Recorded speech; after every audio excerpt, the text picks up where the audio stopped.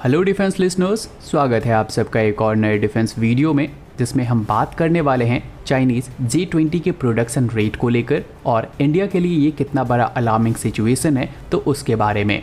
2021 में US senate में armed service committee के एक सीनियर मेंबर द्वारा कहा गया था कि चाइना 2025 तक यूएसए को 5th जनरेशन फाइटर जेट के मामले में बीट कर देगा, क्योंकि चाइना 2025 तक 500 J20 बनाने को लेकर आगे बढ़ रहा है, जिसके तहत चाइना द्वारा हर साल 100 to 125 के नंबर में इस फाइटर एयरक्राफ्ट को प्रोड्यूस किया जा रहा है।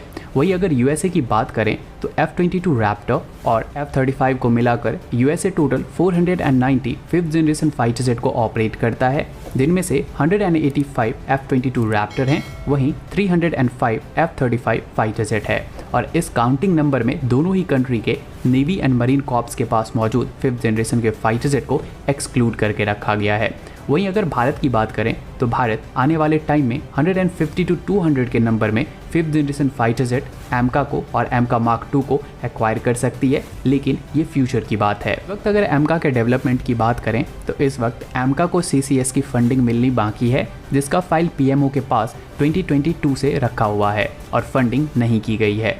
हालांकि इसके पीछे का जो रीज़न है वो इंजन डील है। भारत सरकार इंजन डील को पहले सिक्योर करना चाहती थी, जिससे कि आने वाले टाइम में इंजन के स्पेयर पार्ट्स के लिए हमें फॉरेन कंट्री के ऊपर डिपेंडेंट ना होना पड़े, जिससे कि फाइटर जेट को ग्राउंडेड करना पड़ जाए।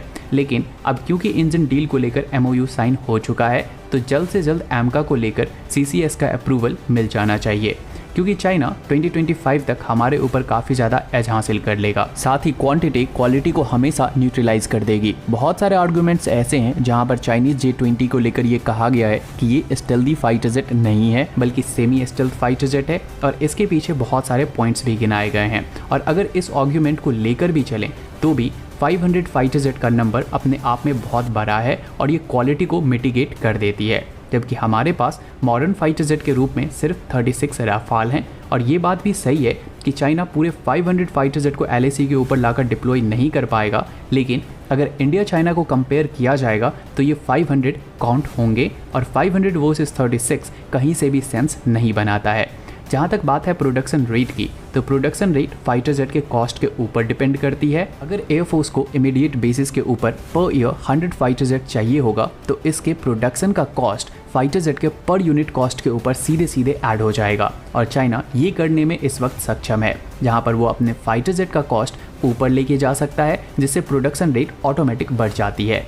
ये काम यूएसए द्वारा भी किया जाता है, जहां पर यूएसए का overall production capacity 125 to 150 fighter jet per year का है। भारत की अगर हम बात करें तो भारत के पास 3 LCA तेजस की डिवीज़न है, जिससे 16 fighter jet per year, Su-30 MKI production division से 12 फाइटर जेट पर ईयर और किरण हैंगर से 4 fighter jet per year roll out किए जा सकते हैं, जो कि ओवरऑल 32 एयरक्राफ्ट पर ईयर होता है। लेकिन अगर 32 एयरक्राफ्ट पर ईयर एयरफोर्स को चाहिए तो ओवरऑल फाइटर जेट का कॉस्ट काफ़ी ज़्यादा बढ़ेगा, जो कि एयरफोर्स के लिए इकोनॉमिकल नहीं है, अंटिल कि आपका बजट $100 बिलियन प्लस का हो। 12 to 16 fighter jet per year हमारे एयरफोर्स के लिए काफ़ी ज़्यादा इकोनॉमिकल पड़ रही है, जहां पर एयरफोर्स को पर ईयर एक स्क्वाड्रन मिलता रहता है और एयरफोर्स की ऑपरेशनल क्षमता बरकरार रहती है। लेकिन हमें अपने एनिमी को कंसीडर करना पड़ेगा, और खासकर हमारी एयरफोर्स की जिस तरीके से स्क्वाड्रन नंबर डिप्लीट हो रही है तो उसे और ज़्यादा कंसीडर करना पड़ेगा। और ऐसा भी नहीं है कि इंडियन एयरफोर्स नए फाइटर जेट को एक्वायर नहीं करना चाहती, बल्कि एयरफोर्स का जो ओवरऑल अप्रोच है वो बहुत ज़्यादा स्लो है। 114 MRFA की डील से लेकर तेजस के ऑर्डर करने तक में सभी चीज़ों में डिले किए गए हैं। और क्योंकि अब भारत इंडिजीनियस फाइटर जेट के ऊपर फोकस कर रही है तो गवर्नमेंट द्वारा इसकी फंडिंग में लेट किया जा रहा है। यहाँ पर रीज़न जो भी हो, लेकिन एक बात क्लियर है कि चाइना काफ़ी तेज़ी से फाइटर जेट अपने बेड़े में शामिल कर रहा है, और ये हमारे लिए प्रॉब्लम की बात है, क्योंकि हमें भी ज़रूरत है अपने आर्म्ड फोर्सेस की बजट और R&D के ऊपर और भी ज़्यादा खर्च करने की। अदरवाइज़ हम एयर पावर के मामले में डिफेंसिव पोजीशन में चले जाएंगे, जो कि हमारे लिए सही चीज़ नहीं होगी। और अगर हम R&D के ऊपर और ज़्यादा खर्च नहीं कर पाते हैं तो टेक्नोलॉजी को डेवलप होने में काफ़ी ज़्यादा टाइम लग जाएगा, जो कि हम सिंपली अफोर्ड नहीं कर पाएंगे, क्योंकि टेक्नोलॉजी अपने हिसाब से टाइम लेकर डेवलप होती है और इसके लिए ज़रूरी है कि आप R&D के ऊपर और भी ज़्यादा खर्च करें।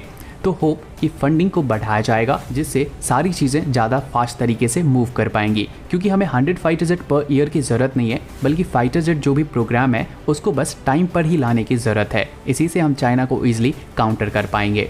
तो इस सब के ऊपर आप सबकी क्या राय है वो हमें कमेंट सेक्शन में ज़रूर बताएं। बाकी आज के इस वीडियो के लिए इतना ही। उम्मीद है आपको ये वीडियो इन्फॉर्मेटिव लगी होगी। अगर लगी हो तो वीडियो को लाइक करें, शेयर करें और चैनल पर नए हैं तो चैनल को सब्सक्राइब कर लें।